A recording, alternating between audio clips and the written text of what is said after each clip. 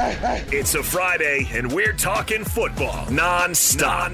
All football, all the time. This is another edition of Football Friday with Jake Scott and Ben Anderson on 97.5, the KSL Sports Zone. It's time to get the inside info on BYU with Cougar Insider Mitch Harper of KSLSports.com on 97.5, the KSL Sports Zone.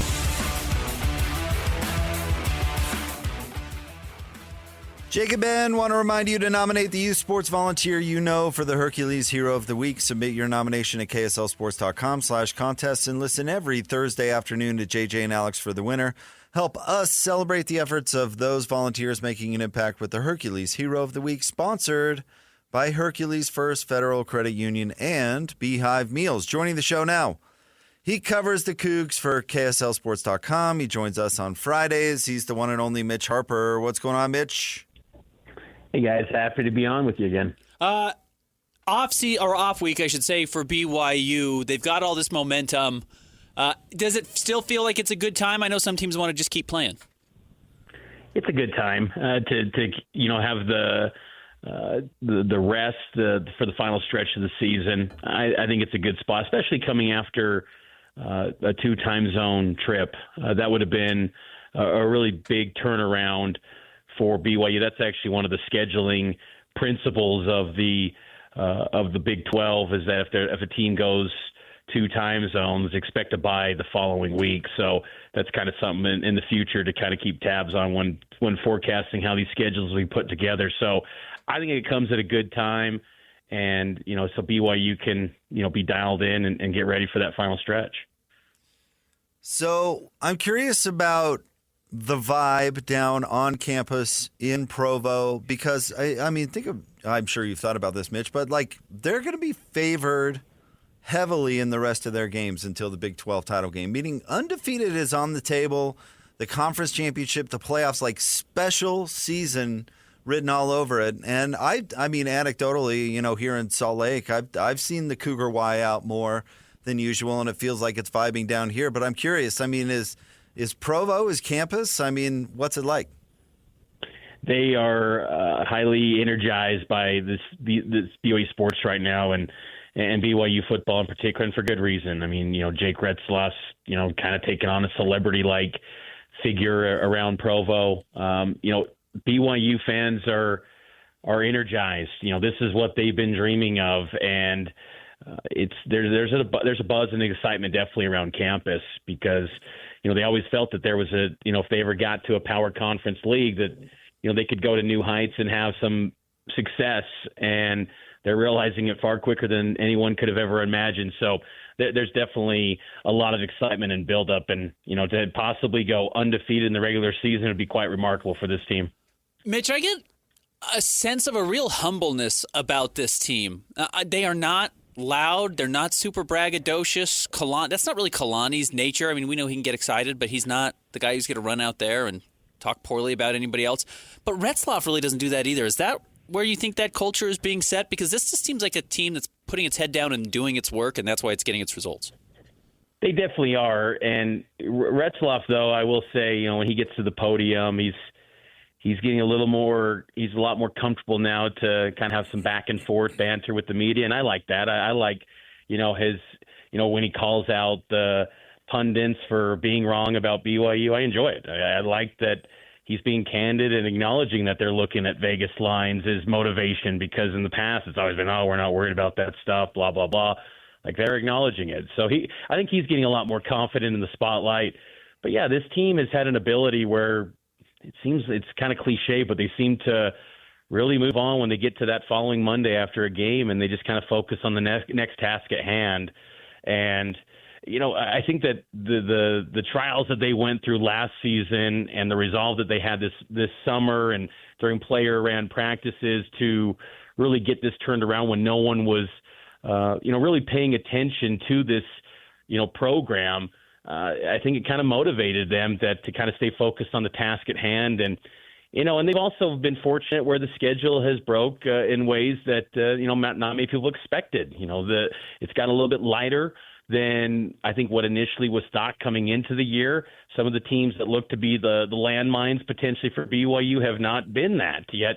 And that's worked to BYU's favor, but they still got a pretty solid resume to this point. And they've also just built up this ability to find a way to win. And no matter what the circumstances are, they always have an answer, whether it's the last-second drive against Oklahoma State or it's the spot in the UCF game where it's 17-10, 2-minute drill. Jake Retzloff puts together a drive and he connects with Chase Roberts, and then suddenly they're up 2 possessions again. They've just found answers at every turn.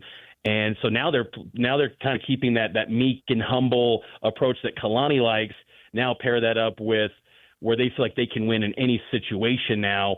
And that's a recipe for success where they're going to be, as Jake noted, a sizable favorite down these final 4 games of the season. I was going to say, and you mentioned it, Mitch, they use bitterness as a motivation. They're super. They're throwing receipts out there. And you know what? Good for Kalani. Coaches, maybe their most important job is motivating the team to play its best. And what tools do you use at hand to get your team fired up? I remember when Urban Meyer was in the national championship game with Florida, and he's like, nobody believed in us. And it's like, what are you smoking, Urbo? Everybody believes in you. You're Florida. You're Urban Meyer. Are you crazy? But coaches have to sell this stuff to their team to get them to get those 50-50 games to go their way, that extra little motivation. And that's what I think you're right on. That's what I think they're using is nobody believed in you. Everybody thinks that you sucked. Look, they still think you suck. They won't even put you on primetime national TV, or they won't even bet on you, quite literally. They still think you suck. And I think that's what makes those hair games, the Oklahoma State game is probably the best example. Like, they knew they were going to win that game. Like, they had that extra gear, and they went and got it. And it's the difference for those special teams. You know what I mean? I mean, like, special teams, not special teams. But yep. You know what I'm saying? I agree. I just think that, and I enjoy that they're kind of publicly acknowledging that they're using it as fuel and motivation to, as Kalani says, prove themselves right. But they also are taking some satisfaction to prove folks wrong. And look, I think, I thought the ceiling for this team was 7 wins, and then for them to be at 8-0 is pretty remarkable. And it's still kind of a starless team, really. I mean, there's no one that's going to be Big 12 Conference Player of the Year. There's not going to be an Offensive Player of the Year guy. Like, it's just they're by the national college football fan, it's kind of a nameless team. Yet they continue to get results, and they've continued to just get better each and every week. And I still feel like there's kind of maybe another gear to this team that they haven't quite peaked yet. I think that's another reason that there should be reason for excitement from BYU fans for the final month is that I still feel like they could get better going forward, because at no stretch have I felt like, how do you outperform that showing? Like, I still think as LJ Martin continues to catch steam, and he still, he hasn't taken many hits this season because of the injuries, but it might be a blessing in disguise, because now he heads into the final months of the season with, 2 consecutive 100-yard games. He got a little bit of a bruise on his knee against UCF, but Kalani said he's practicing this week and he's going to be fine for the Utah game. That's big, because LJ is a feature back that can, carry the rock 20 times and, shrink these games and make them quicker so you can get closer to Arlington. So, BYU's playing some good football, and a lot of good things happening right now for that program. I know you don't speak for the team, Mitch, but when do you think the last time BYU was this confident that they were going to beat Utah?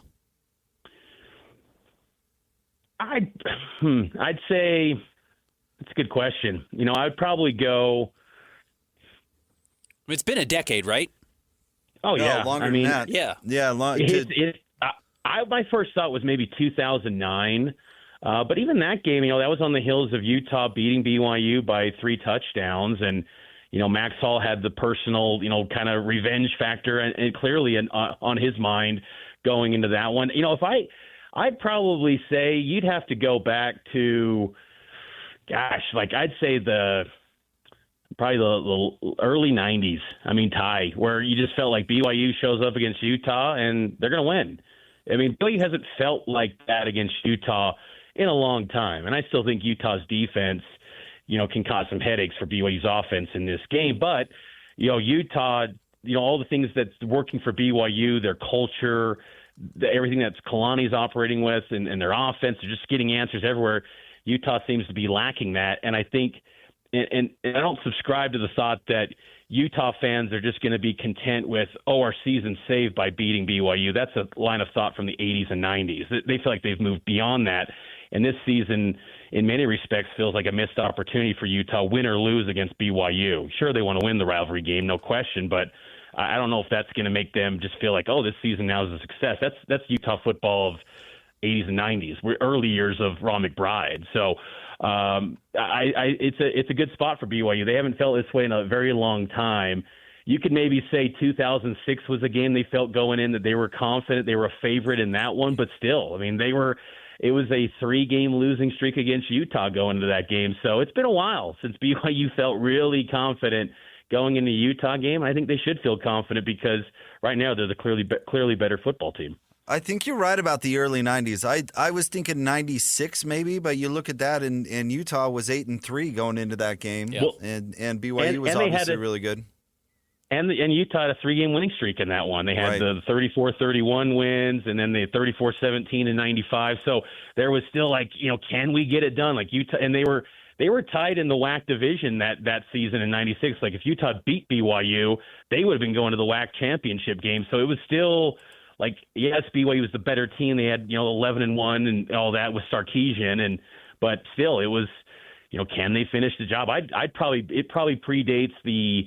I'd say Ty Detmer 91-ish. That would be the last time we just felt like BYU, they're showing up, they're beating Utah. Who do you think? BYU is just so the overwhelming favorite to be in the Big 12 title game. Who do you think their opponent's going to be? I still think it's going to be Iowa State, but that game at the end of the year with Iowa State and Kansas State is going to be interesting to kind of see how that shakes out. And BYU's got to take care of business to make sure that they're not put into a tiebreaker situation where, they're having to comb through common opponents or winning percentage of their Big 12 opponents, because that's a tiebreaker that doesn't favor BYU because their Big 12 opponents they don't have a good winning percentage right now. I believe they're 16 games under 500, the opponents that BYU's faced in Big 12 play thus far. So BYU has a pretty sizable just win and you're in. But once you start getting into the tiebreakers, if you do have to go down that well, if you lose a game or two, then it could get a little dicey for BYU. But I'd still say BYU and Iowa State right now. I think Iowa State's playing some really good football with Rocco Beck 2 weeks ago when they beat UCF. I thought that was a really big performance for him. I mean, he was the freshman of the year in the Big 12 last year, but I think he kind of showed how much of a playmaker he can be. He kind of gets overlooked at Iowa State because more so their defense is the identity of that team.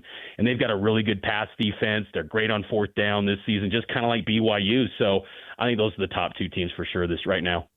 All right, Mitch, here's my hot take for you. If BYU and Iowa State get to the Big 12 title game, both being undefeated, as kind of you alluding to, both are getting into the playoff.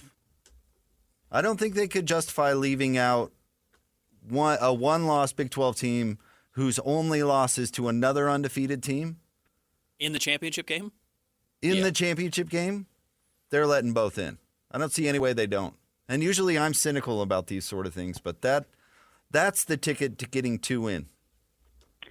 I agree, and I think that they would both get in. I mean, the only thing that makes me pause is the Florida State situation last year, but barring some catastrophic, injury at a position like quarterback, I think these teams should, if they're undefeated going into that Big 12 title game, they're going to be in because you're seeing losses across the board in all these leagues, and the Big 12 plays some good football too. And it's, if you look at some of the advanced metrics, it's kind of rated the third best league in college football right now, slightly ahead of the ACC. ACC is closing in.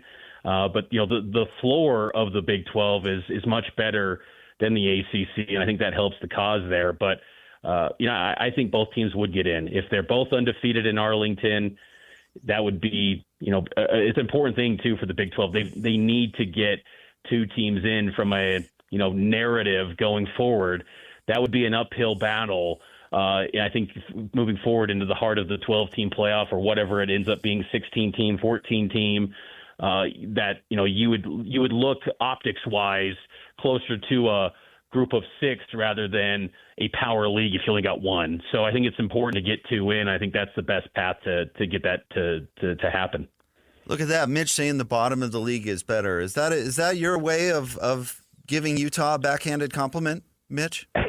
Well, I'm trying to think of what the playoff committee, how they always find a way to word things in a way to spin it to how they want. I mean, those rules that they lay out in the playoff are so open-ended that they can really spin anything. But I do believe that's something that can help, because the Big 12, I mean, that's just the theme in all of these sports in the Big 12 conference. There's really no, floor, it feels like. It just feels like anyone on any given day can win. But in all these power leagues, it's gotten better. The floors of these leagues have been much better this year than in years past, and probably the easy answer would be the transfer portal is the big reason for that, and NIL. But the Big 12 is solid. I mean, it just doesn't have that team that makes you say they're a national champion good. I don't think BYU, from what I've seen thus far, I'm saying they're going to the Natty.